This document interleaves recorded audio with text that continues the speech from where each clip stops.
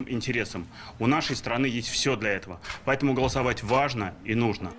Самым оперативным из кандидатов оказался Олег Коробченко. Кандидат от партии «Роста» проголосовал еще вчера и выбрал для этого мобильный избирательный участок в Набережных Челнах.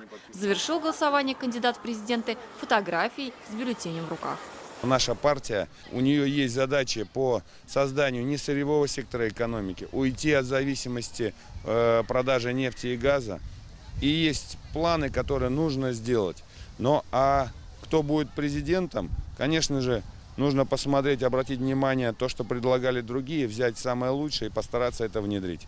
Президент, он должен быть, конечно же, человек, который любит свою страну, который отдает жизнь за нее и всего себя. 3 дня длились эти выборы. 11 и 12 сентября проходило досрочное голосование. В первый же день, в пятницу, проголосовало 27,5% избирателей. Это 810 тысяч человек. Для этого на 972 избирательных участках были организованы такие возможности. На придомовых территориях работали шатры и автобусы. В субботу к этому добавилось еще и голосование на дому. В итоге за 2 дня проголосовало более половины избирателей. 17 тысяч человек воспользовались услугой «Мобильный избиратель». Это возможность проголосовать не по месту прописки, а по месту фактического нахождения на момент голосования. Сегодня открылись участки. Татарстан, кстати, стал единственным в России регионом, где все 22 тысячи сотрудников избирательной системы от главы ЦИКа до рядового члена участковой избирательной комиссии были застрахованы на случай заболевания, в том числе коронавирусной инфекцией. Сумма страхового покрытия 500 тысяч рублей. Контроль сегодня осуществляли наблюдатели от партий и кандидатов, а также общественные независимые наблюдатели. Привлекли 100 блогеров из самых разных сфер. Молодые мамы, студенты, активные молодые люди, представители татарского сегмента блогосферы, творческой сферы, науки, культуры и спорта, предприниматели, общественные активисты. О том, как вот это все происходило в эти дни, расскажет Эльзира Юзаева. Это не выборы на пеньках и опушках, как и обещал глава ЦИК. Татарстан предложил свой вариант голосования на свежем воздухе, как выход из эпидемиологической ситуации. Несмотря на порывистый ветер и капризную погоду, предварительное голосование в одном из самых молодых микрорайонов Зеленодольска состоялось. В расписанный соответствующей атрибутикой шатер с раннего утра шли люди. Такие уже ставшие нормой процедуры, как проверка температуры и дезинфекция рук, каждый избиратель проходил безропотно. Оно и понятно. Голосование в новых условиях – это не прихоть избиркома, а залог безопасности граждан. Нормальным настроением проголосовали. Ну что, город с каждым годом хорошеет, можно сказать. Но мы, пенсионеры, довольны этим. Я считаю, что все равно всегда все зависит от себя, а не от того, кого мы выберем. Как мы будем действовать, как будем следить за порядком везде у себя. Бумажку не кинь, никому убирать не надо. Никаких очередей, толчии и неразберихи. Этот автобус еще вчера выходил в рейс. Сегодня стоит на приколе. У него особая миссия государственной важности. Общественный транспорт стал мобильным участком. Такое досрочное голосование на придомовых территориях, в шатрах и автобусах было организовано по всему Татарстану. Почти 1000 мест, где можно было отдать за того или иного кандидата свой голос. Все условия созданы. Люди приходят на избирательный участок, заходят в переднюю дверь автобуса, проходят медицинский контроль, сверяется прописка, соответствие места жительства избирательного участка, отмечаются в избирательных списках и в дальнейшем направляются в кабину, также бросают в урну и выходят через заднюю дверь. Еще одно татарстанское ноу-хау, которое при удачном опыте вполне могут пустить в тираж. Впервые в Татарстане на выборы в качестве общественных наблюдателей по инициативе Общественной палаты Татарстана вышли блогеры. Для многих из них это был первый опыт, но многие уже признались, что такой выход в свет – это хорошая почва для будущих размышлений в онлайн. В какой-то степени, может быть, даже посмотреть, проверить, как это все честно, нечестно. Ведь я была только со стороны избирателя. В будущем мой ребенок мне задаст вопрос, я должна на него честно ответить, поэтому я решила принять в этом участие. Мы все-таки в таком режиме реального времени можем показывать все. То есть мы же не репортеры, не журналисты, которым нужно заснять, потом сделать этот сюжет, потом дождаться какого-то времени, в новостях его выпустить. Мы можем транслировать это прямо в режиме реального времени. В целом на этих выборах работала целая армия наблюдателей. И, как посчитали в ЦИК, люди при контроле по-прежнему незаменимы. Наблюдать надо, всегда внимательно надо быть. Везде. Смотреть. Да, порядок был, нарушений чтобы не было. Мы же за этим следим. Работа требует внимательности. Внимательности и терпения. Корректности в отношении всех. Здесь все организовано. Хочу сказать, избиратели приходят, спокойно подходят, бюллетень забирают и идут голосовать.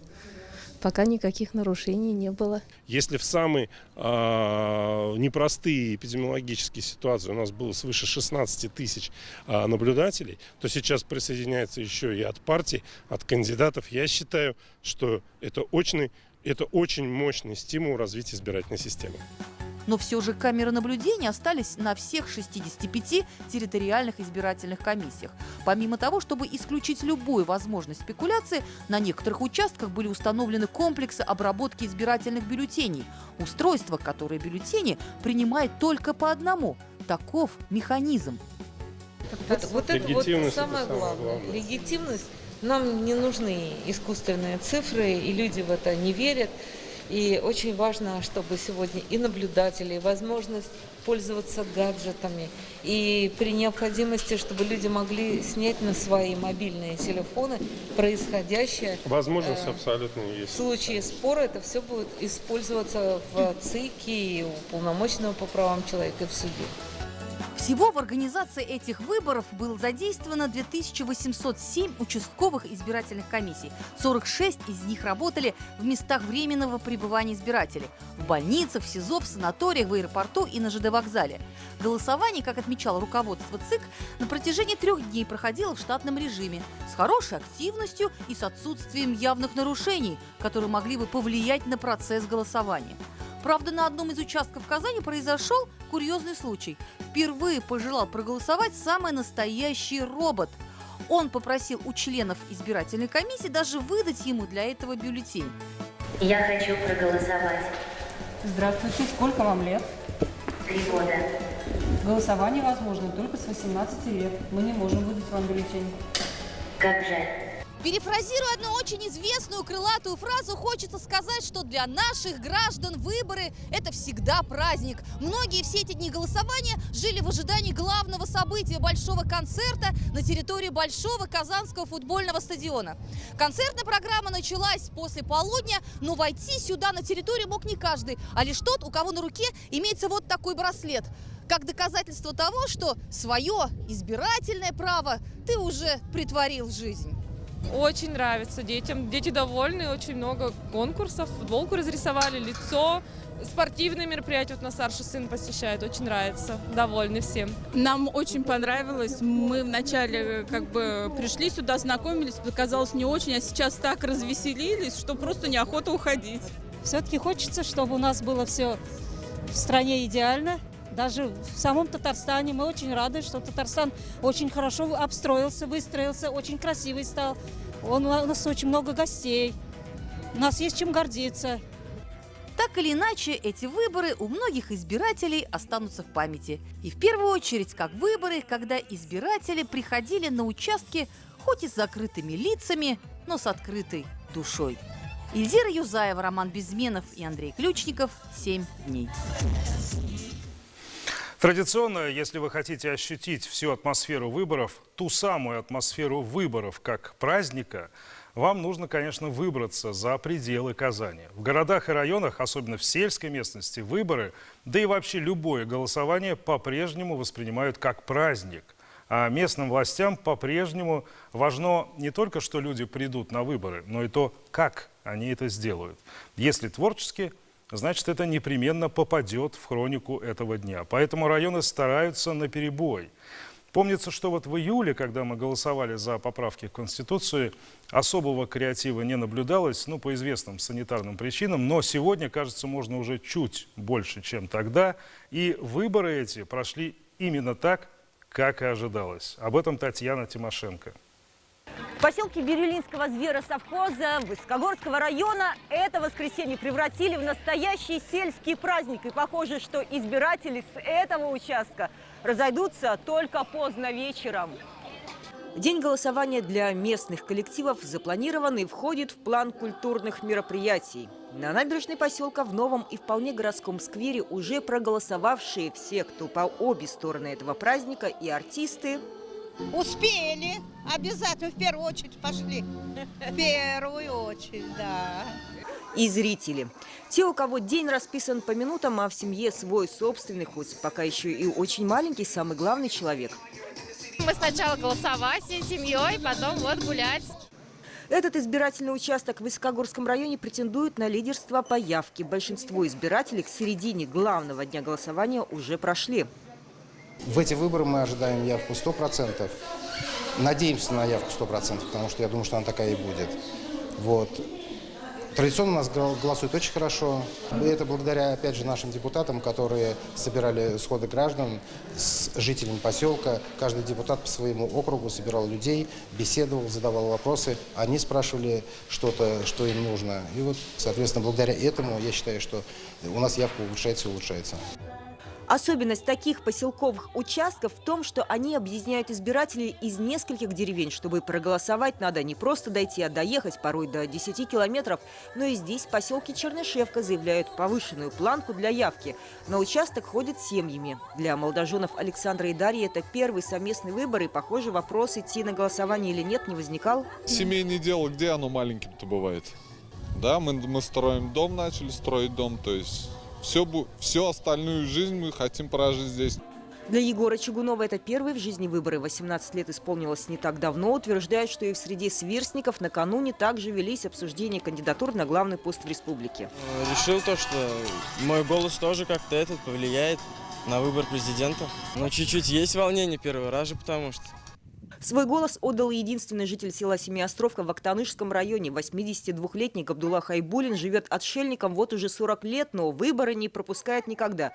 Сейчас самому до ближайшего села, где находится его избирательный участок, добраться и сложно и некогда. Дел много по хозяйству, поэтому избирательная комиссия приехала к нему.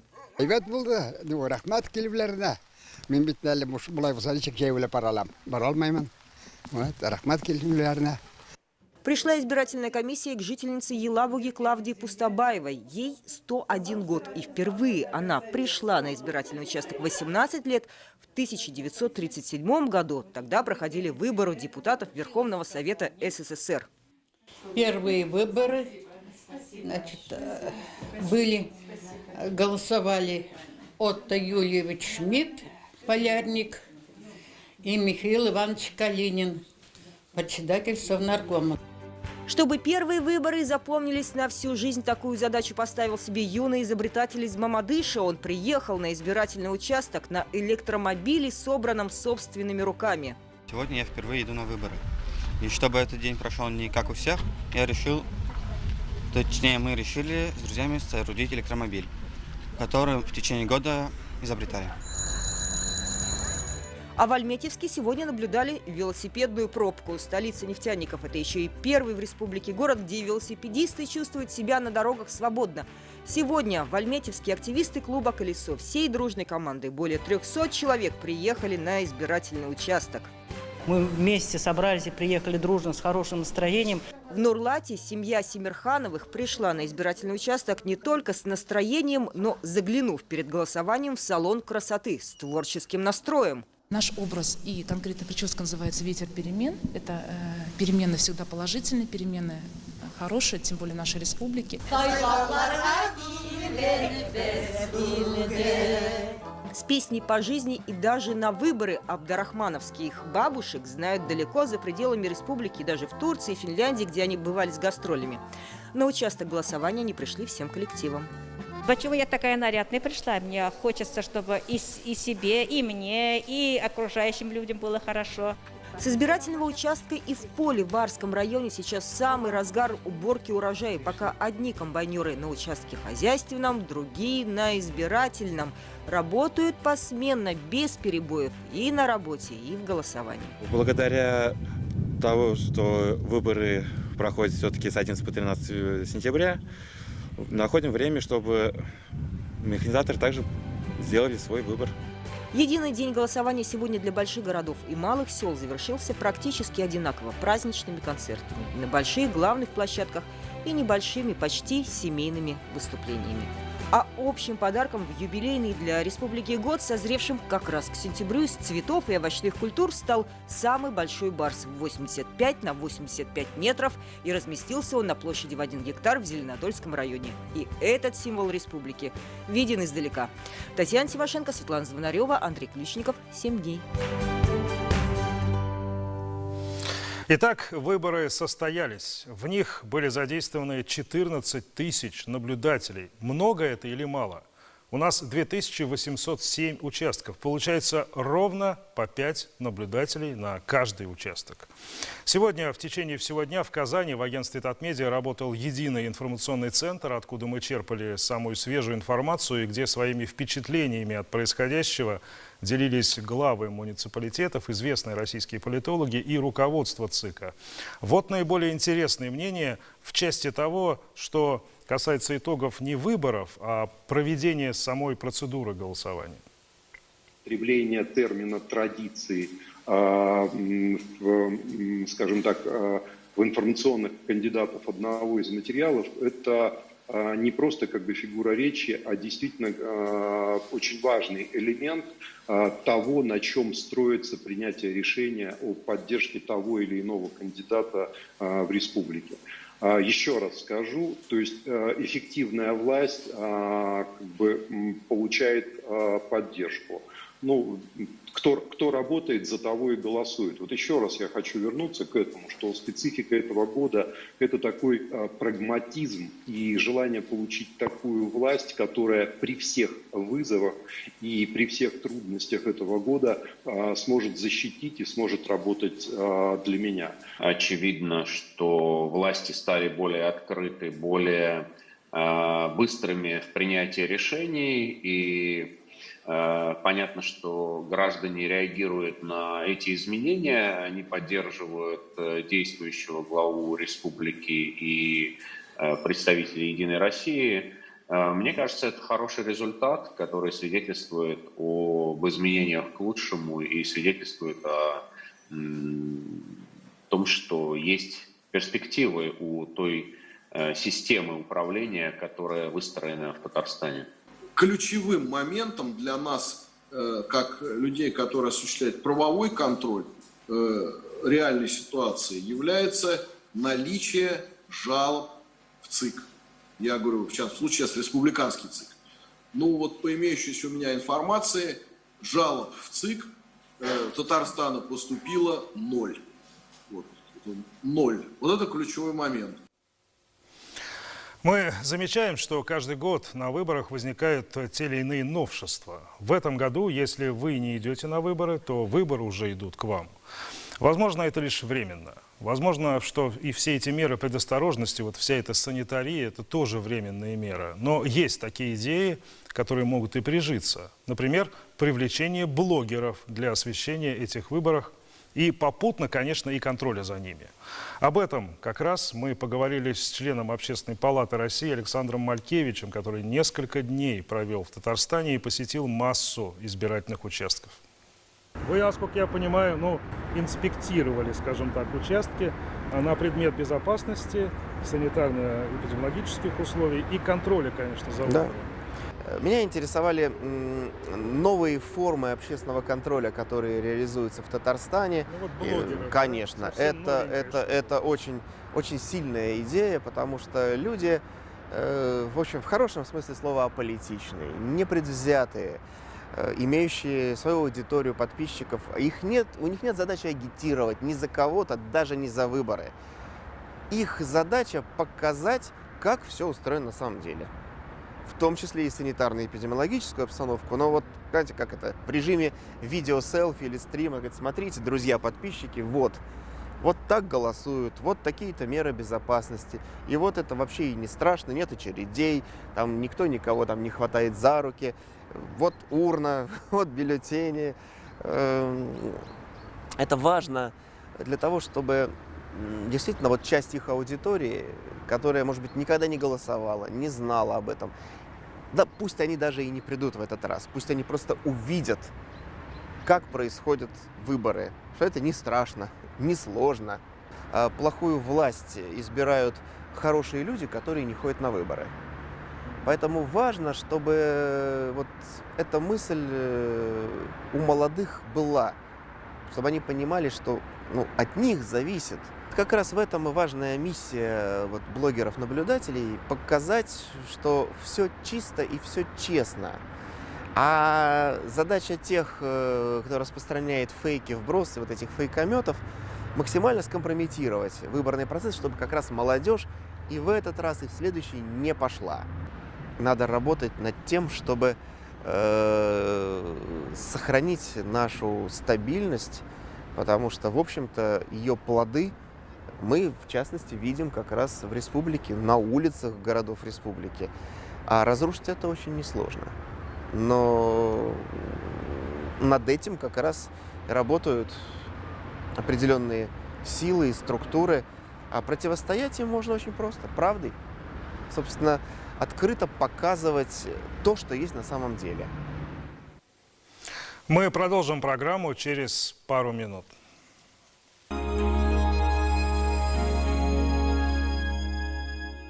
КПК «Агрорусь». Здесь ваши сбережения растут. Пайщикам до 7,65% годовых. Можно все проценты сразу. 550, 82. Обновленный Nissan Qashqai X-Trail уже в наличии в автоцентре «Марка». Успейте взять первым с выгодой до 371 тысячи рублей. Звоните 4 пятерки 3 единицы. Дистанцию держать необходимо. И нам пока придется подождать. Да, я тебя люблю, но ты, любимый, дистанцию обязан соблюдать. Стоп коронавирус РФ. Вирус, который мы победим вместе. Kızlar eydəgiz, yetizrək işləgiz. Ey kızlar, berenge, gelişke kilişeyindi ol. Kıstıbıyı da temli bulanın. Bulamakka jitmeyin de. Berenge, makaron yaratamayın, işlemeyin. Aşamasan aşamazsın. İşləgiz eydə, yetizrək. Bulvar Radyosu.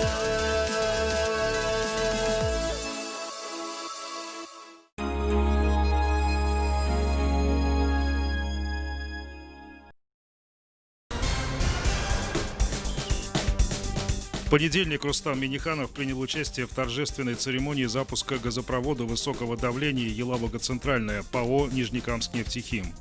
Президент Татарстана назвал событие знаковым для нефтеперерабатывающей и нефтехимической промышленности республики. Напомним, что ввод данного газопровода стал завершающим этапом масштабного проекта группы компаний «Таиф» по повышению надежности газоснабжения. Также в Нижнекамске президент осмотрел местный драмтеатр, открыл новый детсад на 260 мест и отремонтированный футбольный стадион «Нефтехимик». Фарид Мухаммедшин, председатель Госсовета Республики, 7 сентября с рабочей поездкой побывал в Сабинском районе. Здесь сейчас реализуется сразу несколько национальных проектов и президентских программ. Строятся детские сады, обновляются дворы и создаются новые рабочие места. Во вторник Рустам Минниханов и министр энергетики России Александр Новак приняли участие в торжественной церемонии, посвященной началу модернизации Заинской ГРЭС. Рядом со станцией будет построена новая парогазовая установка на 850 мегаватт, что позволит значительно повысить эффективность ГРЭС. Александр Новак отметил, что Заинская ГРЭС является системообразующей электростанцией для объединенной энергетической системы Средней Волги. Затем Рустам Минниханов и Александр Новак открыли памятный знак в честь начала строительства нового энергоблока. 9 сентября президент отправился в Набережные Челны с целью ознакомления с ходом реализации государственных программ. президент посетил завод КАМАЗ, где ему рассказали, как модернизируется прессово-рамный завод. Рустам Минниханов пообщался с коллективом и провел тест-драйв тягача КАМАЗ, одного из флагманов российского машиностроения. Также в Автограде открылось новое здание драмтеатра, которое артисты и зрители ждали 30 лет. Открыли отремонтированный дом культуры и новый спорткомплекс. 9 сентября Рустам Минниханов принял участие в церемонии вручения новых автобусов на газомоторном топливе для городских перевозок в Казани. Одно из казанских транспортных предприятий получило ключи от 23 новых автобусов марки «Нефас». Еще 30 предприятий получат до ноября. В четверг президент республики принял участие в торжественном открытии сразу нескольких спортивных объектов на территории Татарстана. Так, в Казани торжественно открыт футбольно-регбийный манеж «Искандер» по улице Чуйкова. В режиме видеоконференции также были открыты футбольный манеж «Максат» по улице Танковая, спортивный комплекс «Импульс» в Буинске, универсальный спортивный комплекс с бассейном «Тулпар» в Нурлатском районе и крытый плавательный бассейн «Тамчи» в селе Муслюмово. Рустам Минниханов 1,5 часа отвечал на вопросы жителей республики 10 сентября. Общение с президентом, приуроченное к столетию ТССР, транслировали республиканские телеканалы. На прямой эфир жители республики прислали более 3000 вопросов.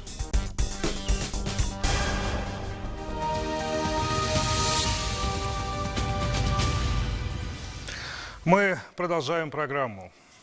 Через неделю мы покажем подробный репортаж о том событии, которое происходило на этой неделе в Нижнекамске. Ну а теперь к другим событиям. В Москве произошло действительно знаковое событие. В Доме правительства России премьер-министр Михаил Мишустин вручил премии по культуре за 2019 год. Эта премия вручается в течение 15 лет, и в этом году 12 российских культурных проектов стали ее лауреатами.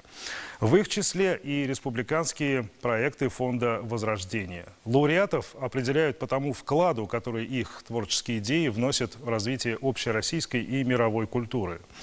О деталях торжественной церемонии из Москвы Дина Газалиева.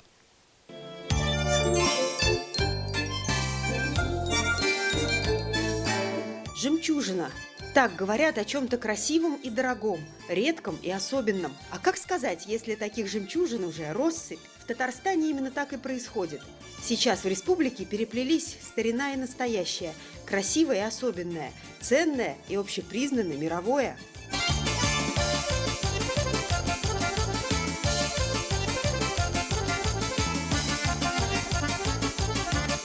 Это памятники истории и архитектуры, которые бережно сохранены усилиями энтузиастов и подвижников. И входят сейчас в число самых ценных объектов мирового культурного наследия. Благодаря таким людям, как вы, происходит взаимообогащение культур народов нашей страны. Президент сказал, что сила России в ее многонациональности. Дополню, что в этом и величие нашей культуры. За проект музеификации Волжского историко-археологического комплекса и острова града Свияжска. Благодаря инициативным и неравнодушным людям у Татарстана теперь есть настоящие жемчужные бусы из восстановленных и созданных музейных пространств. Премия правительства страны за значительный вклад в развитие культуры, за особенные творческие идеи в этом году у 12 российских проектов. Татарстанский, патронируемый Ментимиром Шаймиевым, в этом почетном числе. Премии также удостоены ректор Казанского федерального университета Ильшат Гафуров и ответственный секретарь комиссии России по делам ЮНЕСКО Григорий Орджоникидзе. Здесь собрались люди, которые непрестанно творят и делают что-то для того, чтобы мы стали лучше жить, обрели духовность и быть едиными во всем. То, что вот вы увидели, оценили, огромное спасибо вам и президенту страны, и вам лично. В числе тех, кто получил премию правительства в юбилейный 15-й год с момента ее проведения, известные и уважаемые в России творцы. Режиссер-продюсер Никита Михалков и актер Владимир Машков, например, были награждены за фильм «Движение вверх». Эта работа о спорте, о патриотизме, о силе духа настолько зацепила россиян, что фильм сейчас называют прорывом российского кинематографа.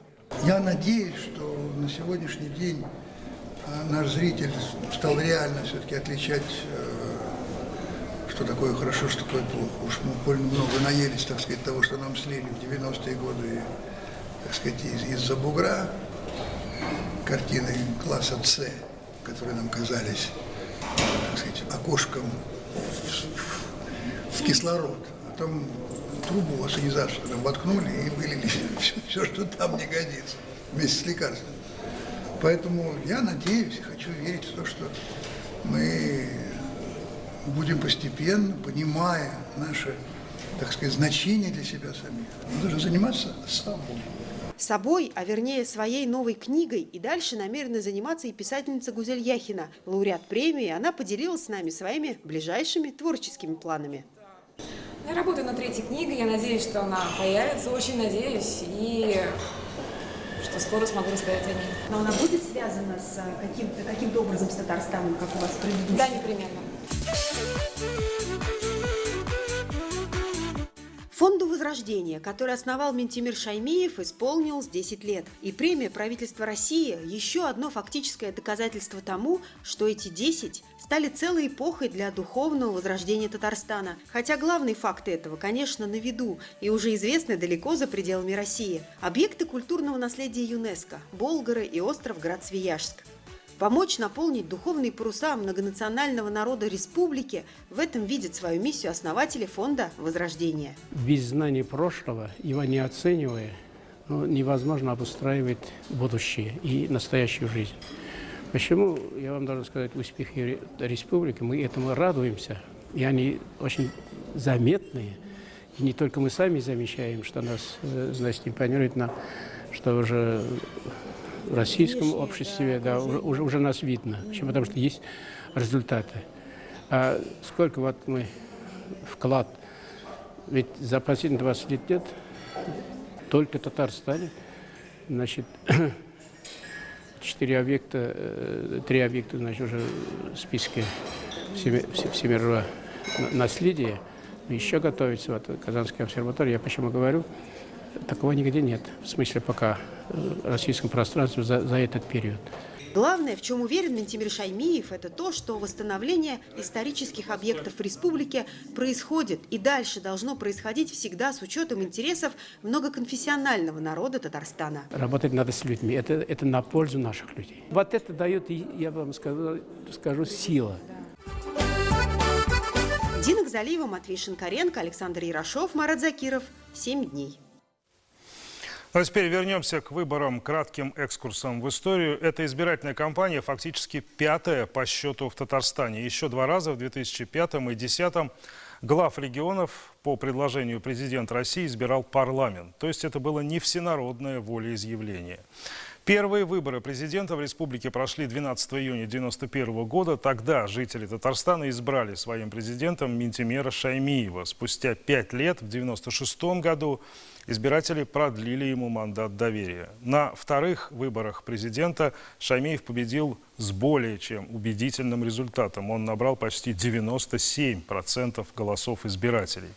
Следующий цикл выборов прошел в 2001 году, незадолго. До этого в Конституции республики было снято ограничение для действующего руководителя избираться не более 2 раз. И Шаймиев первым среди руководителей регионов России избрался на 3-й срок. В 2004 году прямые выборы глав регионов были отменены. После трагедии в Беслане Владимир Путин заявил о реформе избирательного законодательства. Отныне губернаторов и президентов республик должны были назначать депутаты местных парламентов по представлению главы государства. В марте 2005 года Владимир Путин внес кандидатуру Шаймиева в Госсовет Татарстана, и он был назначен главой региона, президентом Татарстана с согласия депутатов. В марте 2010 произошла историческая рокировка. В республике Минтимир Шаймиев заявил, что покидает пост президента, и предложил на эту должность Рустама Минниханова, на тот момент премьер-министра Татарстана. Госсовет согласовал это решение, а через 5 лет, в 2015 году, Рустам Минниханов победил на всенародных выборах. Таким образом, для него это 2-я полноценная избирательная кампания. Тимур Бикмурзин вспомнил некоторые подробности прошлых выборов.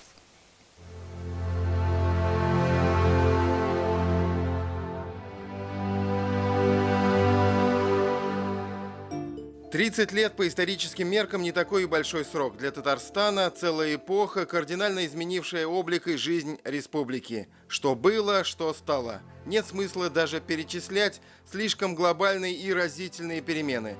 Даже внешне посмотрите на Казань начала 90-х и сегодняшнюю столицу Татарстана. Сейчас даже трудно представить это, но тогда, 29 лет назад, этот путь в светлое будущее для Татарстана мог оборваться в любой момент. Нужно было буквально пройти по лезвию бритвы, и много, если не все, зависело от того, кто возглавит в это неспокойное, бурлящее время такой же неспокойный регион. Кто успокоит его жителей и выстроит отношения с Москвой, направит энергию людей в созидательное русло. Ну, без преувеличения, повезло тогда с Бабаем, Шаймиевым республики. Удержал. Да, это правда. Потому что могло бы произойти все, что угодно, на самом деле. Все, что угодно. В начале 90-х Минтимер Шаймиев, конечно, еще никакой не Бабай, но и начинающим политиком его не назовешь. Энергичный, ответственный, опытный управленец, в меру жесткий и принципиальный, особенно когда дело касается интересов родной республики. 12 июня 1991 года его победа на первых выборах президента Татарстана была убедительной. Более 70% голосов от тех, кто пришел на избирательные участки. Примечательно, выборы президента России, которые проходили в тот же день, в Татарстане не дали большинства голосов Борису Ельцину. Для Москвы это стало вызовом и сигналом одновременно. Сигналом к переговорам с неуступчивым Татарстаном.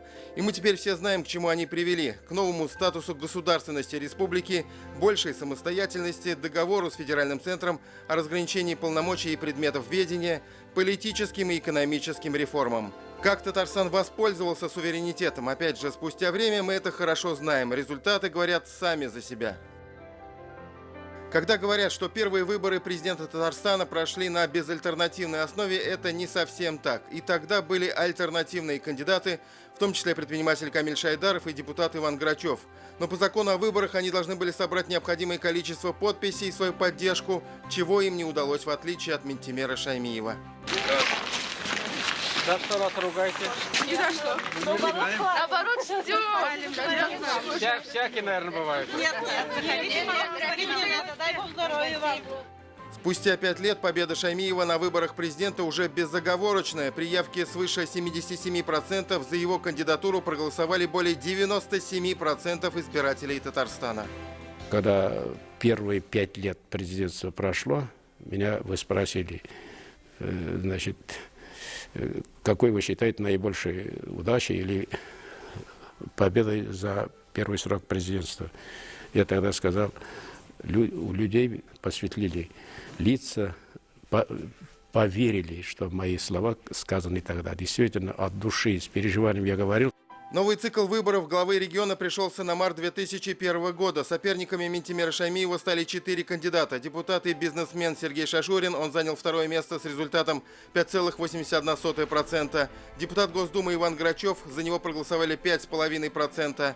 Коммунист Роберт Садыков, он набрал 4,5%. И замглавы администрации Зеленодольска Александр Федоров, получивший свои скромные 0,5%. За Минтимера Шаймиева отдали голоса почти 80% избирателей при очень высокой явке. В 2004 году прямые выборы глав регионов были отменены. После трагедии в Беслане Владимир Путин заявил о реформе избирательного законодательства. Полномочия губернаторов и президентов республик подтверждали депутаты местных парламентов по представлению главы государства. Татарстан в тот период уже ворвался в число регионов-лидеров России. Политически устойчивый, экономически самодостаточный. В Казани прошел саммит глав СНГ, запущено метро. Они считают самые лучшие здесь. Да, так некоторые вещи впервые в мире применены, вот как сейчас мы смотрели. Некоторые впервые в Европе. Сколько у нас? 6 бригад работал, да? 5 на каждой станции. Поэтому решение Владимира Путина внести кандидатуру Шаймиева на пост президента Татарстана еще на один срок было безоговорочно поддержано и Госсоветом республики, и ее жителями. 2010 год. Исторический, рубежный момент для Татарстана. Первый президент республики Минтимер Шаймиев принял решение покинуть свой пост.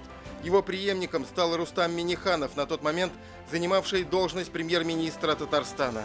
Кандидат более чем достойный, был согласованный с президентом страны и с парламентом республики. Знаменательная передача власти произошла 25 марта 2010 года. В 2012 году в России вступил в силу федеральный закон, возвращающий прямые выборы глав регионов. В сентябре 2015 года в Татарстане прошли выборы президента республики. В них участвовали 4 кандидата. По итогам голосования победу одержал в Рио президента Татарстана Рустам Минниханов, выдвинутый партией «Единая Россия». Он получил 94,4% голосов избирателей.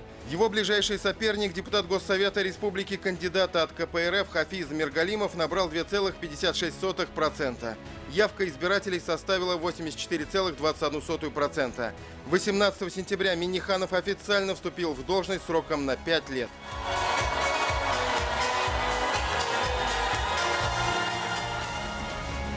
13 сентября 2020 года, важный день в истории Татарстана. Мы выбираем своего лидера, главу региона, президента республики. Это будет наш осознанный выбор. Выбор Татарстана. Тимур Бекмурзин, 7 дней. Утром и вечером телевизионные дебаты в прямом эфире, а в промежутке встречи с избирателями. Предвыборный график кандидатов в президенты был очень насыщенный, но никто на протяжении этой недели не сбавлял обороты. Хотя, конечно, были они у всех разные. Республика пестрела предвыборными плакатами, в СМИ транслировались агитационные ролики, а на улицах города раздавали листовки. Избирательные штабы кандидатов в президенты начали подготовку еще до начала предвыборной кампании. Распечатка брошюр, поиск волонтеров, подготовка к теле- и радиоэфирам. Ну и самое главное – встреча с избирателями и презентация предвыборной программы. Кто-то делал упор на бизнес, экономику, кто-то на социальную политику. Кандидаты выезжали в районы республики или устраивали встречи прямо в штабе.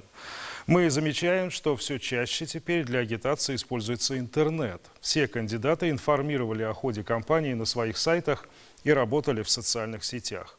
С обзором предвыборной гонки Диляра Юсупова. Предвыборная гонка стартовала в середине августа, но это чистая формальность. Все кандидаты погрузились в процесс задолго до официальной даты. Первые агитационные баннеры появились на улицах с 1 августа. Еще до выдвижения своей кандидатуры Рустам Минниханов заручился поддержкой Владимира Путина. А уже 27 июня «Единая Россия» представила своего кандидата на выборы. Решение приняли на партийной конференции. Еще одним претендентом был министр транспорта Ленар Сафин. Но кандидатуру Минниханова поддержали тайным голосованием все участники. Его предвыборная речь тогда касалась основных стратегических направлений. В первую очередь комфортная среда и развитие экономики. Заботу о людях и развитие человеческого капитала, формирование комфортной среды для жизни, создание возможностей и условий для самореализации, развития экономики и предпринимательства. А уже позже появились и лозунги на 2 языках. Позиция кандидата в президенты выражена в нескольких ключевых предложениях. Верность традициям, республика возможностей, забота о людях. Старт кампании дал Юрий Камалтынов, руководитель предвыборного штаба. По традиции она представляет собой сбор отзывов, предложений и жалоб татарстанцев. Эти предложения станут основой для реализации госпрограмм. Вот одна из таких встреч с представителями медицинского сообщества. На повестке дня вопрос, как улучшить систему здравоохранения. У нас начинается в рамках избирательной кампании ряд встреч с различными сообществами. Сегодня у нас с медицинским сообществом. В Республике Татарстан очень большая программа реализуется в плане здравоохранения, с чем в следующую пятилетку мы будем идти. То есть мы хотели бы не обсудить не просто проблемы или вопросы здравоохранения, но глобально, что мы должны сделать еще для улучшения охраны здоровья нашего населения, татарстанцев. Из-за пандемии штаб действующего президента решил отказаться от большинства массовых мероприятий. При этом часть встреч и пикетов все равно состоялась. Их провели доверенные лица. Среди них врачи, спортсмены, общественники, деятели культуры и науки. Они и провели встречи с избирателями, где также были собраны наказы для работы президентских программ. Коммунисты России агитацию провели скромнее и ограничились листовками. Как отметил сам кандидат в президенты Альфред Валеев, денег у них немного. Поэтому для раздачи брошюр привлекли добровольцев. И даже митинг кандидат в президенты устроил лично и в одиночку.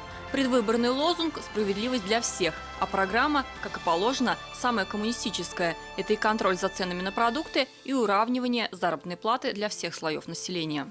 Что принадлежало народу. Мы должны жить, как в Саудовской Аравии там живут люди. Понимаете? Ребенок родился, сразу получает. Мы же самая богатейшая страна в мире. У нас самые природные богатства самые большие. Мы должны так же жить. Ребенок родился, ему сразу на книжку $100 000. Раз, блин, за то, что ребенок родился. Ну, учебу пошел, государство платит. В штабе кандидата от «Справедливой России» Альмира Михеева в самом начале предвыборной гонки получили целую партию федеральной агитгазеты. Но этим не ограничились. Заработал сайт кандидата, прошла агитация в соцсетях и на улицах. А сам кандидат в президенты лично встречался с избирателями. Вот одна из таких встреч – с пенсионерами. В ходе обсуждения поднимались вопросы помощи пожилым людям во время пандемии. Вот наша партия считает, что пенсия должна быть минимум 60% от заработной платы, от средней заработной платы. Это как бы минимум, который должен быть. Что касается дебатов, Альмир Михеев присутствовал только на утренних телеэфирах. Кандидат в президенты неоднократно отмечал, что парировать нужно делами, а вечернее время он предпочитает проводить с семьей. Моя жизнь – это несколько хрустальных шаров, которые я вынужден, знаете, подбрасывать, потому что у меня две руки всего. Это моя семья, это воспитание моих детей, это мой бизнес. Мы производим большое количество медицинских изделий, мы дистрибутируем. Это партия, которой я должен заниматься. Это депутатские обязанности, которые с меня никто не снимал. Времени даже на себя не остается. А вот кандидат от ЛДПР Владимир Сурчилов не пропустил ни одного эфира. Основной посыл – социальная справедливость. Это общедоступность больниц, школ и детских садов. Ну и, безусловно, никуда без критики. Основные претензии ЛДПР к местным чиновникам, на содержание которых уходят средства бюджета. Агиткампания у кандидата от ЛДПР была географически масштабной. Партия сделала упор на районы республики. Сейчас у нас все организовано с помощью координаторов наших местных отделений, которые есть в каждом районе Республики Татарстан. Что они делают? Ну, они берут агитационный материал, который у нас есть, и едут в районы у себя агитировать. На периферию нередко с агитацией отправлялся и Олег Коробченко, еще один кандидат от партии Роста. Коробченко встречался с избирателями в Черемшанском районе, а также открыл офис партии в Елабуге, где кандидат в президенты заявил, что предприниматели партии планируют открыть в каждом районе республики по 2 завода, чтобы дать селам вторую жизнь и оживить экономику Татарстана. Самое главное у нас в республике после бюджета и после благосостояния народа – это экономическое состояние республики. А экономическое состояние поддерживает предприятия. Предприятия должны платить налоги, должны работать хорошо. И мы хотим создать хороший предпринимательский климат у нас в республике, чтобы формировался бюджет, и оттуда выходила и культура, и воспитание народа, и благосостояние наших людей, и вообще экономическое состояние всей республики. Не все кандидаты помнили про креатив. Владимир Сурчилов ограничился билбордами, Альфред Валиев – листовками. «Справедливая Россия» ориентировалась на аудиторию современную и бросила все силы на социальные сети. И действительно, у партии очень активная страница в Инстаграм, где можно узнать последние новости с полей. А вот Олег Коробченко устроил настоящее шоу в Набережных Челнах. Агитационные пикеты были костюмированные. Молодые люди в старинной одежде и в кепках гаврош раздавали прохожим на улицах вестник, стилизованный под старинную газету начала 20 века.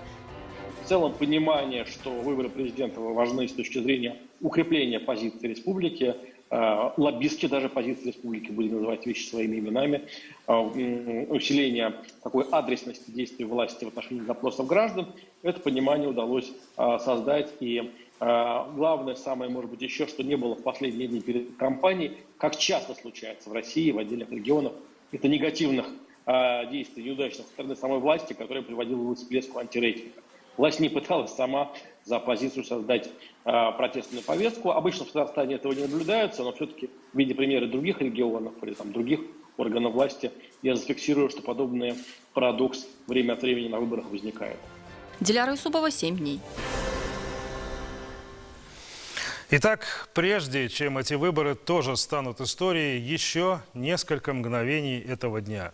Час назад в Казани на празднике, посвященном Единому дню голосования, выступил президент Татарстана Рустам Минниханов.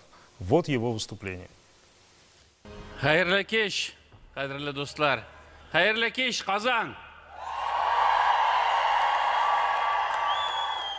Добрый вечер, друзья. Добрый вечер, Казань. Хочу поблагодарить каждого из вас за вашу гражданскую позицию, за вашу поддержку нашей столицы и нашей республики. Хочу пожелать вам каждому здоровья, успехов, процветания, но и чтобы республика у нас была самой лучшей, столица была самой лучшей. Вам большое спасибо, сізге бик зор рахмат. Қадірлі достар, шын көңілден хаммаңызға да зор рахмат айтасым келі. Республикаға, шаһарыбызға кірткен қызметіңіз үшін. Келешекте де республика гүрләп тұрсын. Біз шулай матур вақиғаларда көрішерге насип болсын. Хаммаңызға да исәнлік, саулық. Рахмат сізге. И в завершении нам остается напомнить несколько цифр, которые есть у нас к данному моменту. Во-первых, это явка избирателей. Явка избирателей к 6 часам вечера на 18:00 73,6% избирателей пришли на избирательные участки. Ну и во-вторых, это данные Exit Poll. Согласно опросам избирателей, на выходе из участков лидирует президент Татарстана Рустам Минниханов 81,2%. На втором месте Альфред Валеев 6,5%, Альмир Михеев третий 4% ровно, Владимир Сурчилов 3,4% и на последнем месте Олег Коробченко 2,3%. Итак, выборы состоялись. Главный выбор состоялся. Впереди осмысление и итоги, но это уже через неделю. До свидания.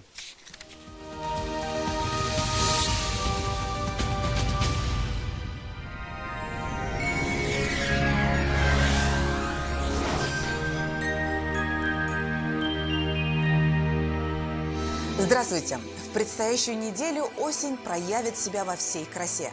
Температуры понизятся, пройдут моросящие дожди. Поговорим о погоде на ближайшие 7 дней. По данным сервиса Яндекс.Погода, на юго-восток Татарстана пасмурный и холодный атмосферный фронт принесет осадки и понижение температуры.